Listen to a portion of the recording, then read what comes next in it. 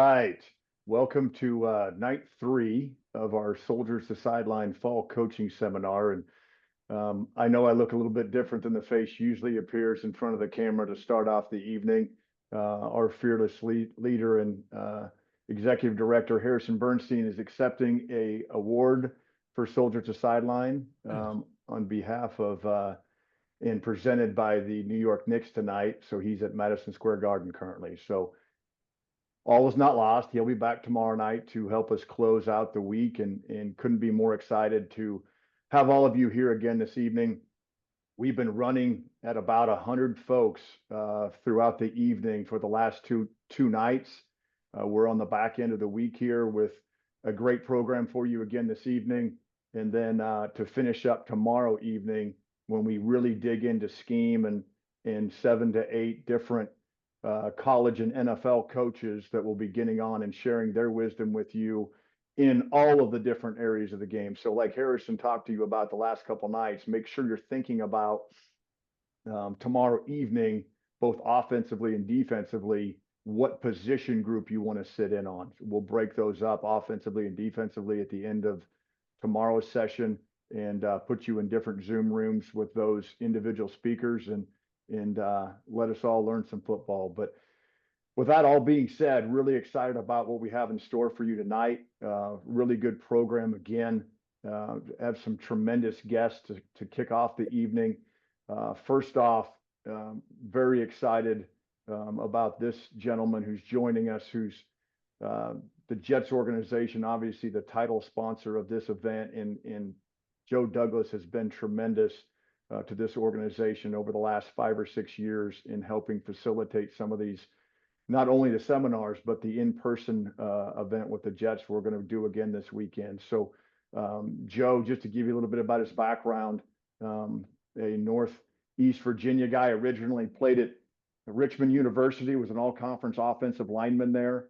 Obviously had a great career there and started out in the NFL with the Baltimore Ravens and spent 15 or so years with them and helping build the foundation of a tremendous organization that unfortunately I had to stand across the sidelines with a couple of different times throughout my career, and then went there to Philly, won a Super Bowl with them in 2017, and then, as we all know, is now charged with leading the New York Jets organization. So without further ado, Joe, excited you're here this evening, and it's all yours. Thank you guys so much for having me. And I know it's day 3 for you guys, but it's night 1 for me. So you probably heard this already, but happy belated Veterans Day to everyone on this call that served. I can't thank you enough personally for everything you've given to this country. And I'm so grateful. And I'm very appreciative to have this opportunity to speak with all of you tonight. This is a night that I circle on my calendar every year. Because the military runs deep in my family, and it's very important to me. And being a young boy and just outside of Richmond, Virginia, and all of my uncles and my father served in the military. One uncle served in the Air Force, one in the Navy, one was a Marine, and my father was in the Army, K-75th Airborne Rangers. So being blessed to having grown up in an environment with that many male figures in my life, that with that military experience, for them to pass on the values to me of discipline, hard work, grit, working together as one, being part of something that's bigger than yourself. Those are all the things that were passed down to me as a young man growing up in Virginia, and how great it was that a lot of that translate into the sport we all love, which is football. And so I know it was touched on earlier a little bit about my background, playing at the University of Richmond for a coach whose name was Jim Reed. We weren't really the most talented group of guys, but we were coached hard, we were coached tough, and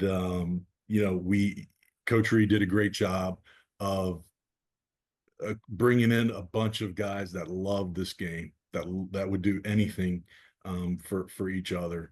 And so having that experience with him, and then getting the opportunity with Ozzie Newsome in Baltimore, and being able to be with him for 15 years, and his level of consistency, um, the what he valued in his players and his team, the toughness, the instincts, the character, everything mattered. And so having a chance to be with him for 15 years, a Hall of Fame player and a Hall of Fame executive.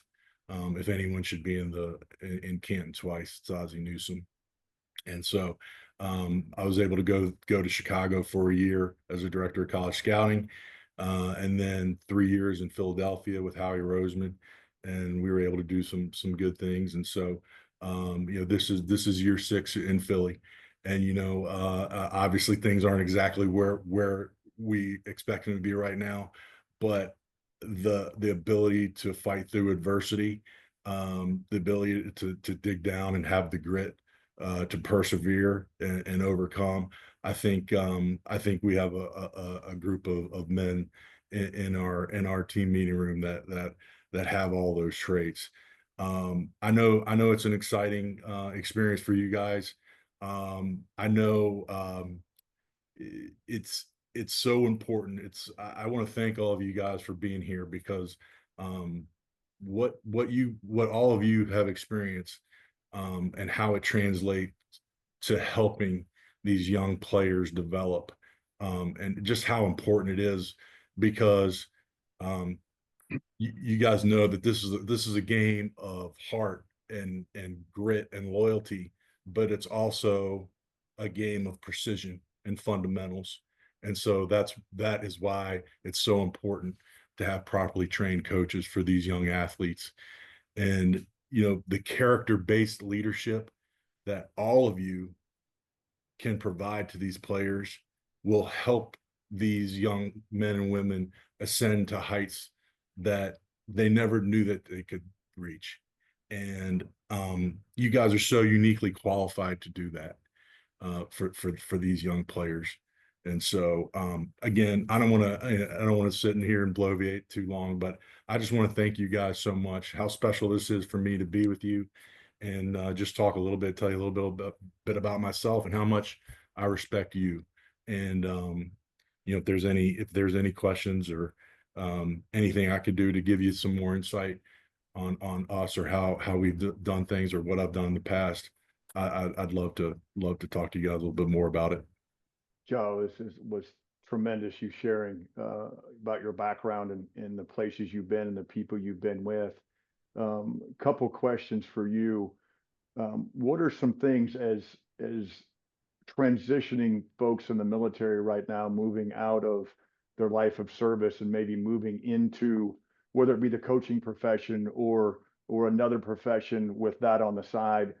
And you've been in a lot of different environments with a lot of great leaders through the years. What is some advice that maybe you can share, that maybe you learned along the way through your path, that whether it's football or what have you, from a leadership standpoint, that maybe propels you forward, that may give this group a little shot in the arm as they embark on a new chapter of their life?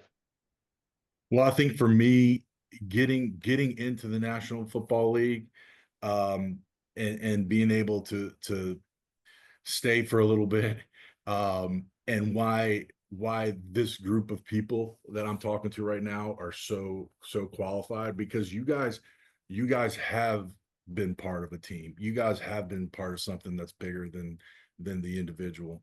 And so all of you can go into any organization, excuse me, any organization, any team, and you're willing to do whatever it takes to help the team win.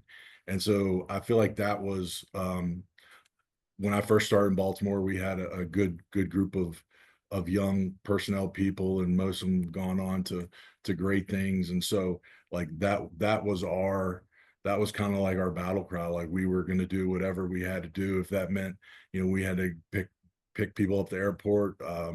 If in personnel, if we have to help video, if we have to make some dub tapes for the players, if we help coaching, if we have to do the laundry to help equipment, like whatever you can do to help the team.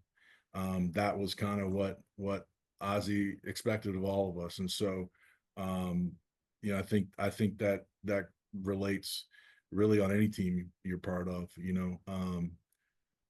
You're never too big to do any specific job to help the team.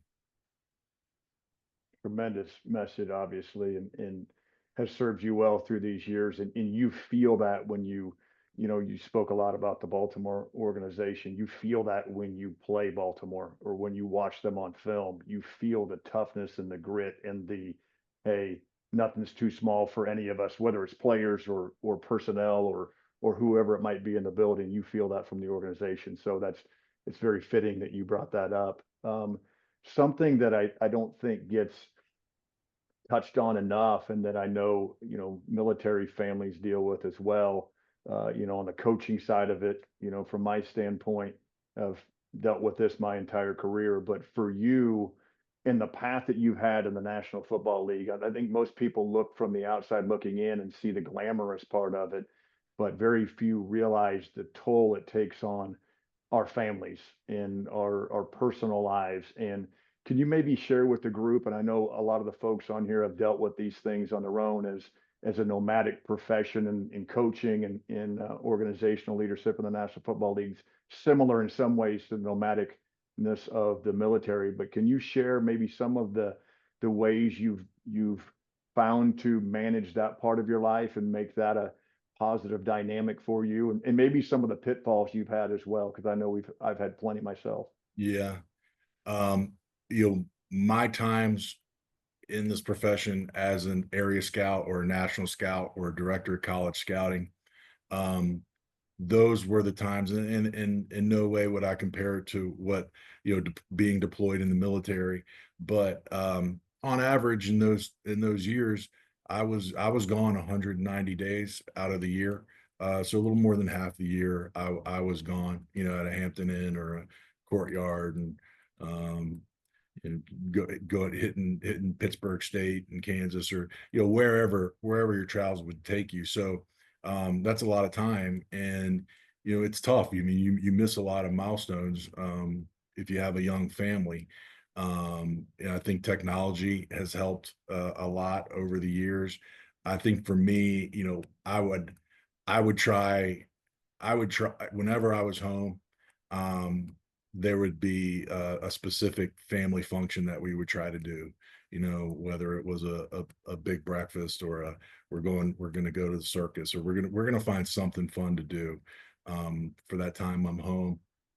And then I would also, if there was a 2 or 3 week trip where I was out, I would just pick up the whole family, and we'd go out to see the Boston College Syracuse game, something like that, just so they could kind of be on the road and kind of experience a weekend with me on the road, um, which I know the military was not able to do things like that sometimes, but I would try to find any little thing that I could do to incorporate the family at least once or twice a fall, either with me, or find something special to do together as a family unit when I was home for 2 or 3 days. Great message, and I think we've all done that in our own way. And you see people in the public light sometimes, and you don't always realize all the things that go on behind the scenes, and the toughness that their families face, because they live our schedule from a win-loss record, just like just like the fans do. But they have to hear, on the good and bad side of it, they got to hear it from everybody else. So it's good to hear you've found some really good ways to balance that throughout your career. Um, I know we're really conscious of your time, obviously, in season here, and want to make sure we give you your time back as much as we can. We're super excited about hosting us this weekend for the event, the live event at MetLife Stadium on Saturday and Sunday, and look forward to a big win versus the Colts on Sunday.